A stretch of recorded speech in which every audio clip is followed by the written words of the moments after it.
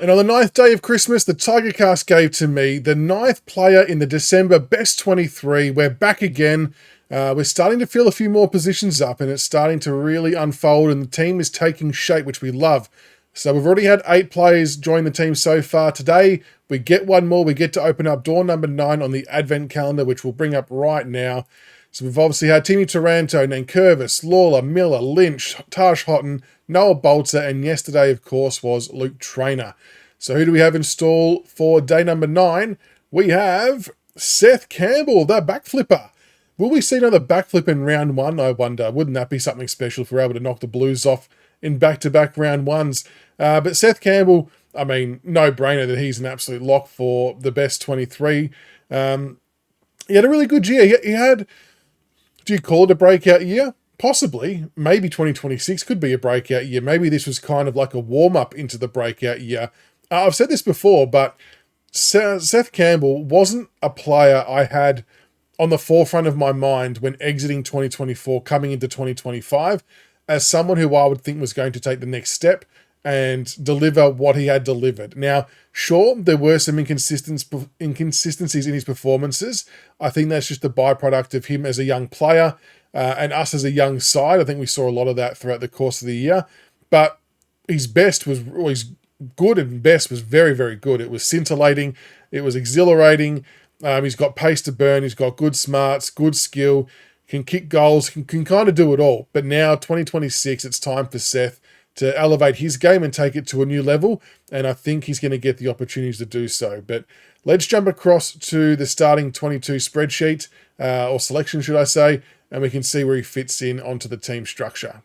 Right, here we go. Here is our best 23 team sheet. It's starting to fill out quite nicely. Now, Seth Campbell is an interesting prospect. I mean, it seems quite logical that there's only one spot for him here, which is the half-forward position opposite Tash Houghton, which is a very, very nice combination on the half-forward line. And I think that's where he's going to be selected, so I might just plonk him in there straight away. But I strongly believe that he's going to play a lot higher up the ground this year. I felt maybe at times last year and even in the year before, he was playing a bit closer to home, which is a really difficult spot to play. But I think as Seth has evolved gradually, we've seen that he's got a lot more benefits to be had up around contest. I certainly see him as forming part of a midfield rotation to spend, it might only be 5 to 10 minutes a game potentially in at the centre bounce, but just to add some zip, some flair, a little bit of class, a little bit of X factor, and just to mix up the balance and help get that right. I think he can do that. We saw him do it a few times last year, and there was actually one really good example. I can't remember who the team we were playing against was, but he went in there for a rare centre bounce attendance, and he didn't win the clearance. The other team won the clearance, but what he was able to do is he was able to actually shut down the player exiting with the ball, which is something that we don't have the ability to do when depending on which 3 we've got in there. So I felt that part of the game was also worth its weight in gold, having that defensive pressure in the midfield, and Seth can bring that. But not only that, if he's playing high up the ground around stoppages, if he can burst away and slice through the middle of the ground like we saw on a few games, he will be devastating and very, very hard to contain. And I think when you sort of bundle him in with your Tash Houghton, with a Ryan Mansell, with a Morris Jr., Hugo Ralphsmith if he's playing, Kane McAuliffe, like guys who have got some genuine league speed, it does make for an exciting prospect to see how the ball might transition from defense to offense if they're involved in that play. So I think there's a bit more of a role for Seth Campbell to play. It's been interesting to hear that during preseason training so far this year that he's been playing. So if there's 12 versus 12, for example, he's playing with a different coloured shirt on in the middle of the ground as a link-up man for both teams. So kind of like if they're exiting defensive 50, they're utilising him as the go-to guy who then gets it moving. Sort of similar to a Kane Lambert role. And I like it. I think he's one of a couple of candidates who'd be very, very good at that role. And I think the aim of the game for Richmond as an entire club next year, we need to try and do what we can to get Seth Campbell's possession count up. Like we want him to be averaging that 15 to 20 rather than that 8 to 12, 8 to 13.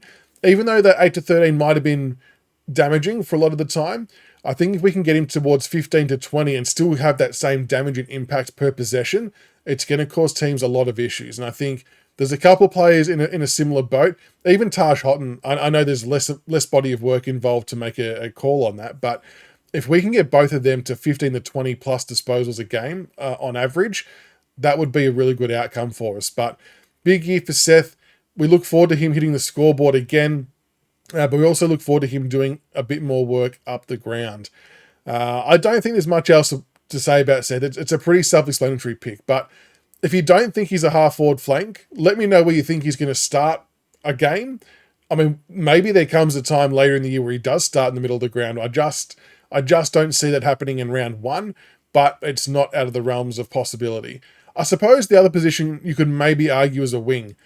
We probably haven't seen that in action, and again, we've got Rechko that we've brought across who I think is specifically going to play that role, and then you've got Hugo Ralph-Smith, you've got James Trezise. And look, pound for pound as a footballer, you would probably argue that Seth Campbell is more talented than those two guys, but does he fit the wing role as well as them? I don't know. Yeah, it's an interesting one. I can definitely understand an argument for it, though, the more I think about it. But I think for now, half forward is where it's at for Seth Campbell with the stints up the ground. Looking forward to a massive 2026 from him.